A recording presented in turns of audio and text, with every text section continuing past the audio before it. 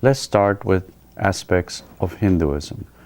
This weekly feature is a proud presentation of author Professor Mrs. Suman Chabra. On this Good Saturday afternoon, Mrs. Chabra proposes to speak to us about Festival of Dussehra. मेरे सभी दर्शकों को मेरा प्यार भरा नमस्कार।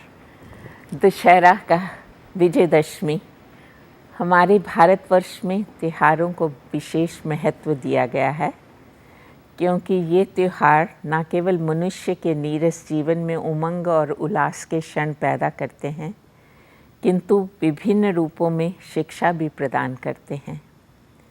इन त्योहारों से, उत्सवों से हम महापुरुषों के प्रेरक प्रसंग, क्रांतिवादी विचारों से भी अवगत होते हैं। विजयादशमी दशहरा ये एक ऐसा त्यौहार है जिसमें अधर्म पर धर्म की, पाप पर पुण्य की, हिंसा पर अहिंसा की, अत्याचार पर सदाचार की, क्रोध पर शांति की और सहनशीलता का भी प्रतीक है। हमारी संस्कृति में इस कथन पर दृढ़ विश्वास है कि सत्यमेव जयते, अंतिम विजय सर्वदा ही सत्य की होती है। जैसे श्री राम की विजय और रावण का सर्वनाश हुआ। दशमी वाले दिन श्री राम जी ने लंकापति रावण पर विजय प्राप्त की थी, इसीलिए इस उत्सव को मनाया जाता है। श्री राम साक्षात धर्म के स्वरूप माने गए हैं।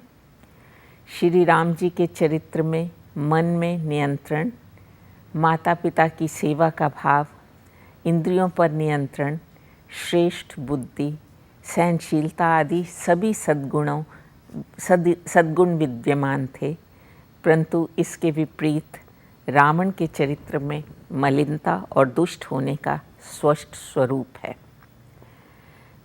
आपको इतिहास बताता है कि रावण अपने बड़े भाई कुबेर को बल से निकालकर उसका पुष्पक विमान उससे छीनकर स्वयं लंका के राज सिंहासन पर आसीन हुए थे। बलवान और बुद्धिमान होते हुए देवताओं को युद्ध में छल कपट के द्वारा जीतकर उनको अपना सेवक बना लिया था और उनको हमेशा रावण पीड़ा पहुंचाता रहा था। आप सब इस बात से तो परिचित हैं। इतिहास हमारा यही बताता है कि रावण ने पूजनीय सीता का अपहरण किया था और भारतीय धर्म में के अनुसार इससे बड़ा कोई भी पाप या दुष्कर्म हो ही नहीं सकता।